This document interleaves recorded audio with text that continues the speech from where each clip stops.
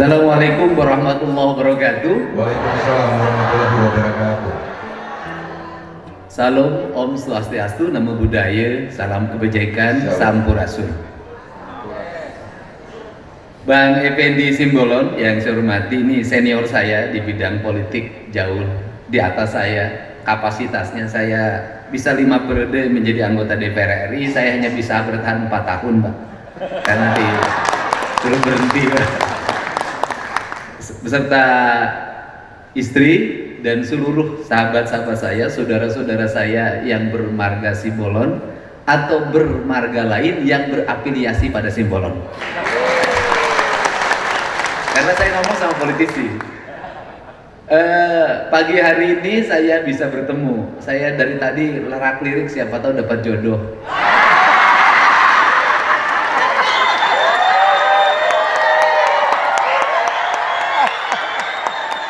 Ternyata setelah saya amati semuanya purna bakti.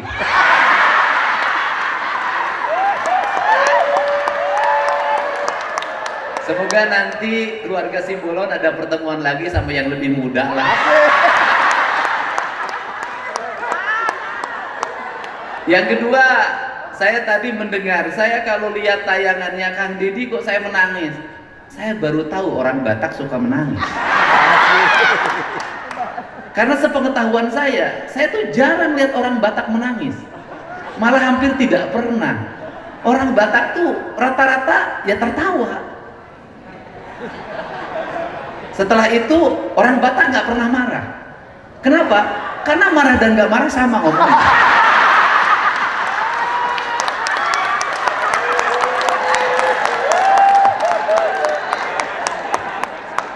Beda dengan orang Sunda.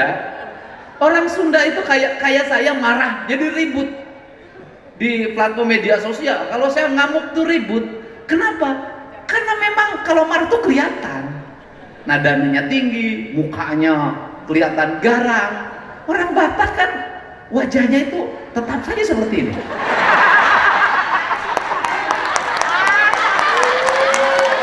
Seluruh upacara di kehidupan orang Batak nadanya sama, pasti joget.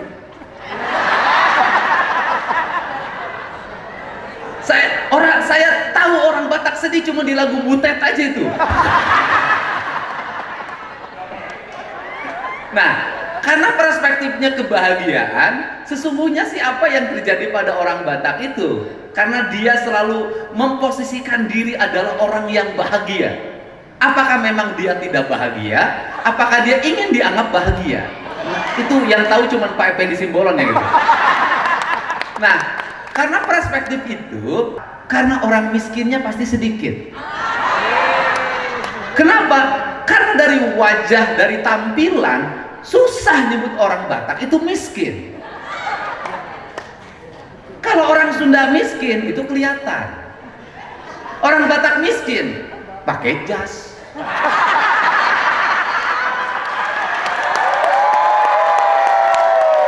Pakai nasi. Percaya diri. Ngundang saya ya pasti saya bawa ketawa.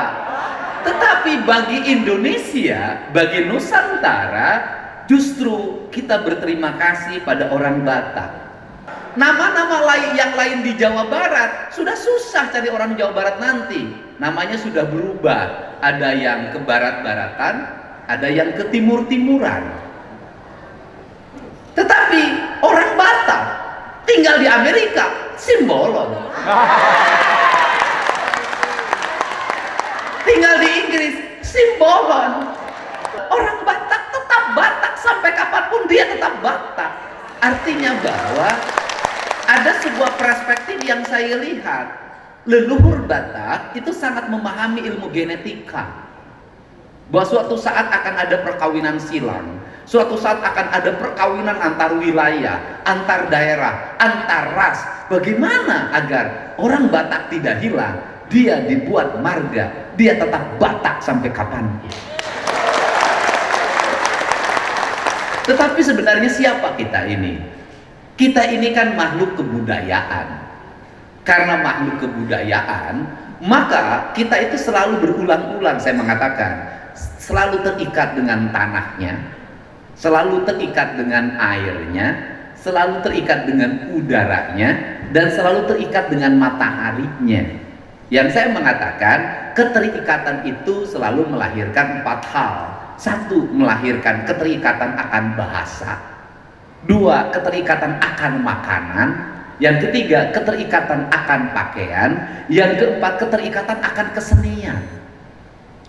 Keempat hal ini harus terus dijaga keutuhannya, dijaga kehidupannya. Karena apa? Karena itulah yang mengikatkan manusia dengan lingkungan. Sehingga ketika dengar lagu dari ini Samosir, maka orang pasti teringat sama kampung halamannya.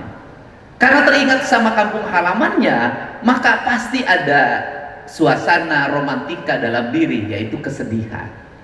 Ketika terikat kesedihan, maka kita pasti terikat pada siapa? Pada kakek nenek kita, pada leluhur kita. Keterikatan pada leluhur itulah yang membuat hidup ini memiliki keterikatan pada persaudaraan. Kenapa orang Batak persaudaraannya lebih kuat? Karena diikat oleh marga. Kenapa orang Sunda persaudaraannya agak lemah? Karena sudah tidak ada keterikatan lagi saudara. Namanya berubah-ubah, berbeda-beda. Sehingga kapan orang Sunda dikumpulkan hanya pada 2 hal. Pertama, ketika dia lebaran, Idul Fitri. Yang kedua, ketika hajatan. Nah, ketika hajatan pun sudah mengalami perubahan. Kenapa? Kalau dulu hajatan orang Sunda tuh berkumpul, duduk bersama, ngobrol. Sehingga ketika bertemu ditanya, "Sa, di mana ayeuna teh imah teh?" Boga budak sabaraha hiji? Ditanya anak, punya anak berapa?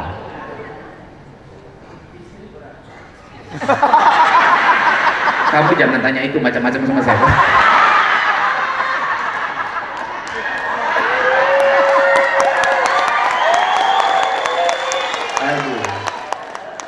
Kalau ke saya jangan, silahkan tanya pada diri saya tentang masa depan Jawa Barat. Tapi jangan pernah kau bertanya tentang masa depan rumah tangga. Pasti ditanya anak berapa, terus yang ditanya yang paling gede umur berapa, yang kedua umur berapa, yang ketiga, yang keempat itu. Kemudian bicara tentang kehidupan, harapan. Nah sekarang kan hajatannya sudah berubah. Kenapa? Waktunya dibatasin. Keundangan cuma salaman. Yang boleh duduk cuma VVIP. Yang boleh foto cuma VVIP. Yang bukan VVIP tidak foto, tidak duduk. Nah, saya termasuk orang yang selalu ingin mengembalikan bahwa hidup ini, rasa bahagia itu adalah rasa bahagia berkumpul. Karena kebahagiaan orang Indonesia itu berkumpul.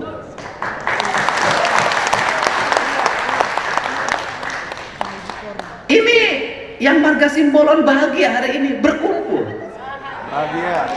Bahagia nggak? Berkumpul.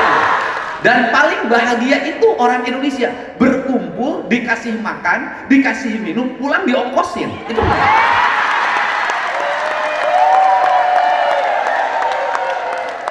Itu paling bahagia. Yang paling bahagia yang diongkosin, yang paling pusing yang ongkosin. Nah, ikatan persaudaraan inilah sebenarnya yang melahirkan karakter Indonesia. Jadi, apa sih kekayaan terbesar dari Indonesia ini? Apakah gedung-gedung yang 71 lantai? Bukan.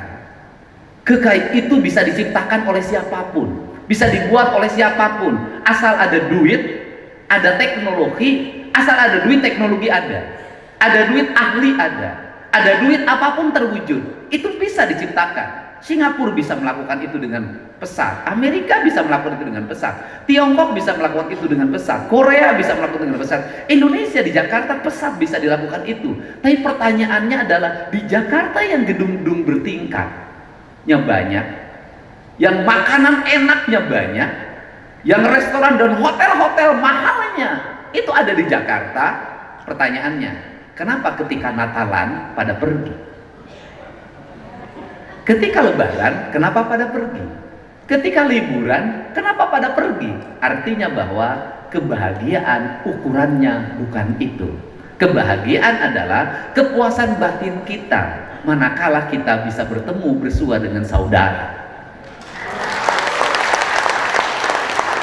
Sehingga pertanyaannya adalah, siapa itu saudara? Apakah saudara itu yang hanya satu garis keturunan? Apakah saudara itu dia yang semarga? Apakah saudara itu yang satu darah? Belum tentu. Bisa jadi dia malah dengan kita tidak akur. Yang disebut saudara itu ada dua.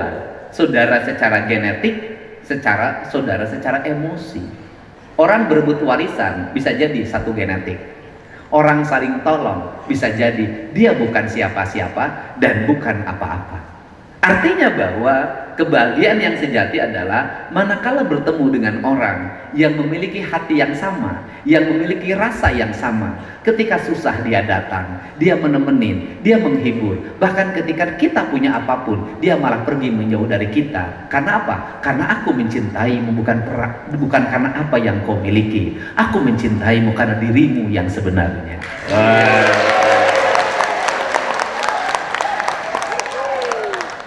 Jadi saya tadi pagi ngomong tentang teologi dengan teman saya yang kiai.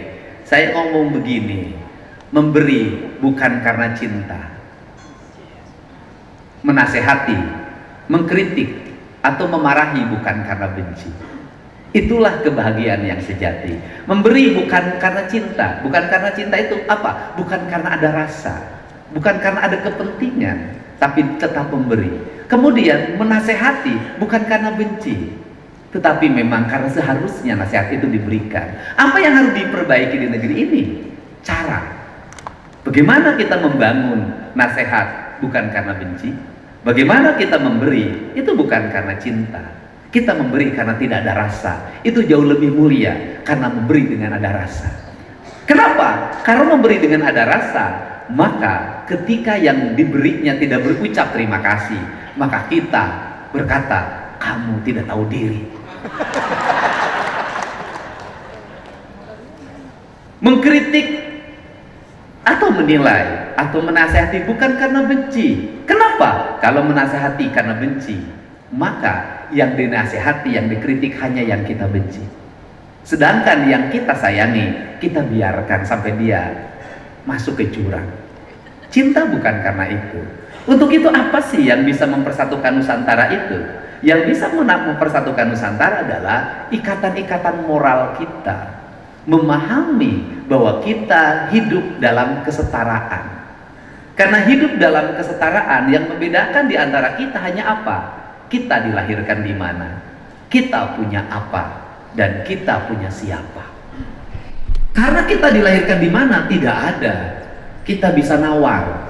Saya dulu kalau bisa nawar, saya meminta lahir dari keluarga Effendi Simbolon. Biar saya tidak usah lagi nyabit rumput, mikul, dan melalui proses yang panjang. Tetapi memang Tuhan sudah mentakdirkan kita lahir dalam rahim-rahim yang berbeda. Tetapi yang mempersatukan kita adalah rasa yang kita miliki. Sehingga kenapa Bapak dan Ibu yang keluarga Simbolon ini ketika bertemu saya, Bapak Aing, padahal belum pernah dikasih duit sama saya. Kenapa juga menangis ketika melihat konten yang saya miliki? Sesungguhnya apa sih yang membuat manusia menangis? Sesungguhnya apa yang bisa membuat manusia tertawa? Rasa yang lahir tanpa identitas. Rasa yang lahir tanpa identitas itu adalah lahir dari relung jiwa kita. Karena lahir dari relung jiwa kita, maka dia digerakkan pada satu sumber, yaitu Maha Cinta, Maha Sayang, Maha Kasih. Karena dia dilahirkan dalam sebuah getaran sang pemilik semesta, sang penggerak seluruh semesta, maka manusia bisa digerakkan oleh rasa yang sama. Karena digerakkan oleh rasa yang sama, orang nggak bisa lagi lihat apa yang saya tayangkan dalam kegiatan saya keseharian itu ditahan cintanya. Aku nggak boleh nangis, aku marga Simbolon. Jadi orang Sunda, ngapain juga saya harus menangis? terhadap sebuah peristiwa yang ditampilkan oleh Dedi orang Sunda. Ternyata tidak, bukan itu. Ternyata manusia itu pada akhirnya pada gerak yang sama, pada nurani yang sama, pada cinta yang sama. Sehingga karena digerakkan pada cinta yang sama, pada gerak yang sama, itulah bahasa yang paling universal, yaitu bahasa rasa. Karena bahasa rasa, saya ngomong orang Sunda. Di orang Sunda itu ada tokoh Islam, tokoh Toreka, namanya Abah Anu, yang ngajarin ajaran Islam dengan rasa, dengan cinta. Dia ngomong begini, lamun nyarita kuleta kadengena ku ceuli, lamun nyarita ku hate katarimana ku rasa. Apa itu? Kalau kamu bicara dengan lidah maka didengarkan dengan telinga, tapi kalau kamu berbicara dengan hati maka diterima oleh rasa.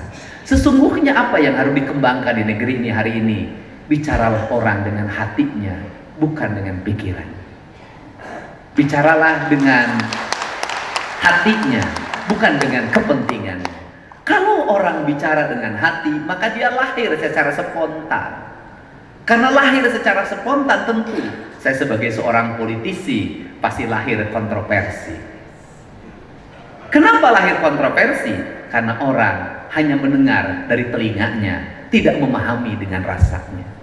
Kenapa dia tidak mau memahami dengan rasanya? Karena rasanya tidak mau menerima. Ada rasa benci, ada rasa kepentingan, ada rasa apapun yang tidak boleh itu dikesampingkan. Susah negeri ini dipersatukan kalau orang bicara dengan bicara kepentingan, bukan bicara rasa. Kalau sudah bicara rasa, maka setiap manusia ada satu rasa. Maka orang Sunda itu selalu menyampaikan ada jamak, ada tunggal.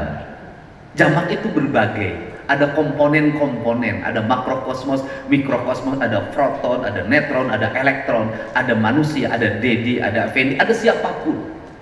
Dia jamak.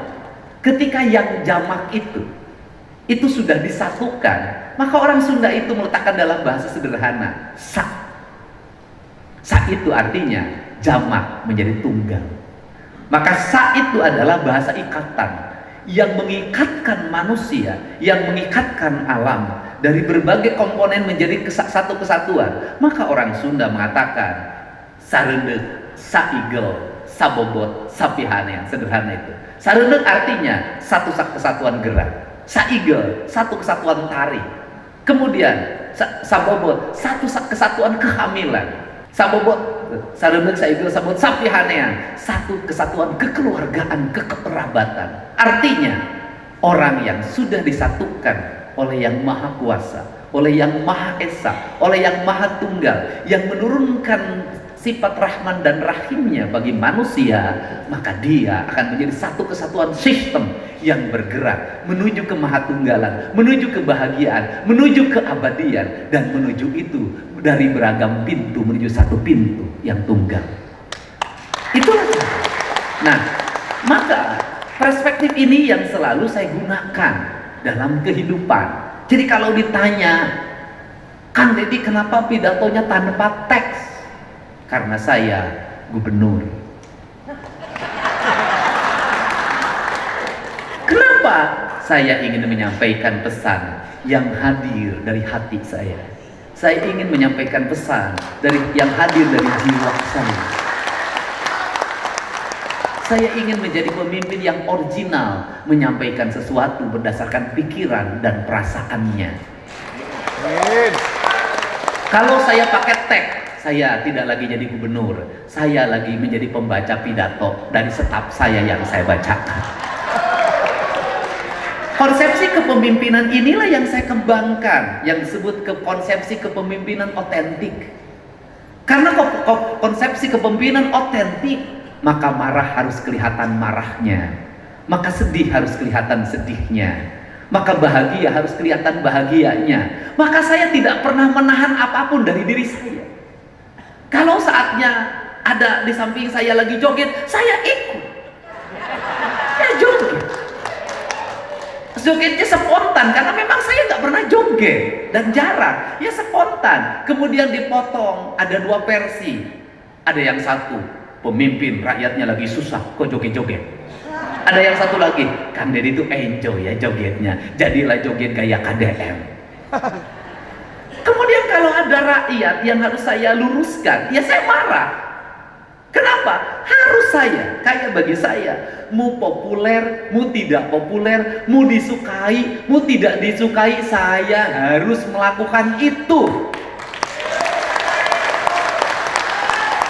Kenapa harus dilakukan itu? Harus diingatkan, tidak boleh tidak diingatkan. Mau di video, mau nggak di video, terserah orang menilai apa. Kenapa? Karena yang salah, yang perlu diluruskan, yang harus diperbaiki, harus saya ungkapkan pada waktu itu juga. Kalau ada waktunya menangis, ya saya menangis. Kenapa? Saya mengikuti perasaan saya. Perasaan manusia itu ada 3. Yang membawa dia sedih, yang membawa dia bahagia, yang membawa dia marah. Itulah perasaan manusia.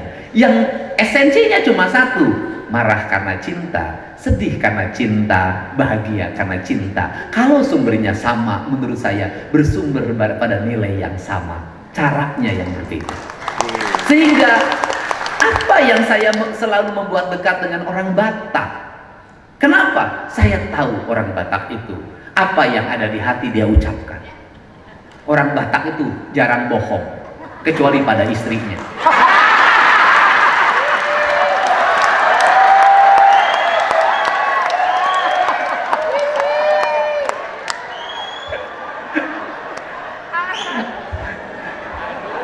Dan ada cerita menarik. Ada cerita, di video saya tuh ada tuh, di video saya itu. Saya keliling naik motor, saya datang ke warung. Ternyata yang punya warung orang Batak. Abang dari mana? Saya orang Medan lah, bukan Medan lah bang, Sumatera Utara. Iya, Sumatera Utara, Batak. Iya Boto. Udah lama di sini. Wah lama saya jualan. Waduh, orang Batak ada di Jawa Barat. Iya orang Batak tuh pemberani. Iya, tapi orang Batak kalah sama orang Sunda. Marah dia. Nggak bisa, orang Batak mana ada kalah sama orang Sunda. Habis itu istrinya datang, ternyata orang Sunda.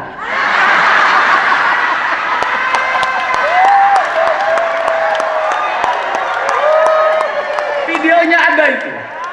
Langsung itu si suaminya dipanggil. Papa, kesini, tolong ambilin. Iya mah.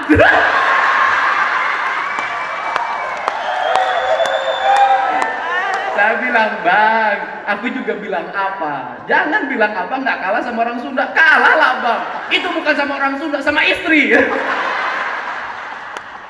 Kemudian yang berikutnya adalah pakai ikat kepala. Sebenarnya ingin membangun kepercayaan diri. Kalau orang Batak nggak usah pakai lagi, karena udah ada tradisi hidupnya kuat. Orang Sunda harus dipakai dulu simbolnya, harus dilihatin dulu. Kenapa? Malu dulu pakainya. Dulu pejabat yang pakai ikat cuma 2 di Jawa Barat. Saya dan Bupati Subang, temennya Pak Effendi, Pak EF. Hari ini semua hampir rata, kegiatan-kegiatan pakai ikat. Nah, ini adalah cara untuk membangkitkan kembali sebuah kepercayaan diri yang hilang. Kalau orang Batak sudah jangan lagi dimotivasi pede, sudah kepedean. Tapi saya sebagai orang Sunda harus membangkitkan semangat orang Sunda untuk punya kepedean. Dan hari ini orang Sunda mulai pede karena punya gubernur pede. Siapa gubernurnya? Pak Deddy. Kan pede. Apa gelar Pak Deddy? KDM. Apa itu KDM? Kang Duda Merajalela.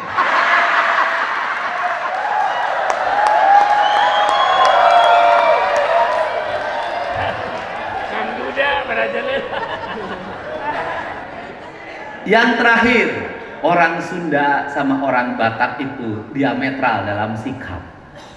1, kalau orang Sunda itu puncak spiritualitas tertinggi dalam doanya itu tangisan.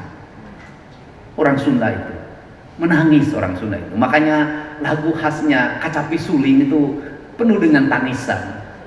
Ramalan tentang seorang raja, ke depan akan ada ini, ke depan akan ada ini. Penuh tangisan itu orang Sunda itu.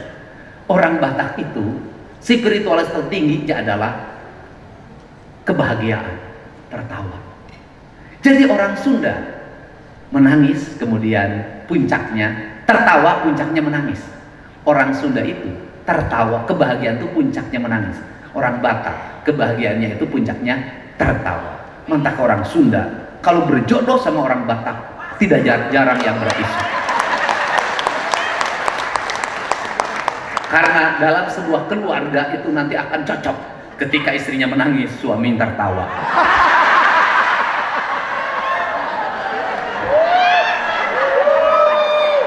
Karena istrinya menangis, suaminya tertawa, kemudian istrinya bangun dan nunjuk, siang adun, seri aing kerceri. Akhirnya yang tertawa pun menjadi terdiam oleh istri yang bangkit dari tangisannya. Maka bagi orang Sunda, itu spiritualitas yang tertinggi. Kalau dalam hidup, jangan pernah takut sama orang yang melawan. Itu orang Sunda. Bagi spiritualitas saya. Tapi takutlah sama orang yang tidak pernah melawan.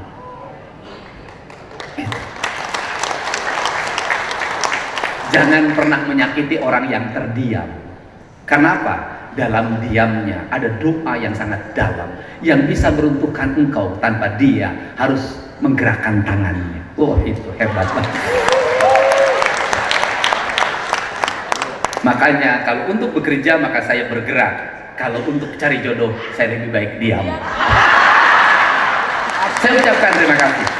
Semoga warga Simbolon dan semuanya senantiasa kompak, bahagia.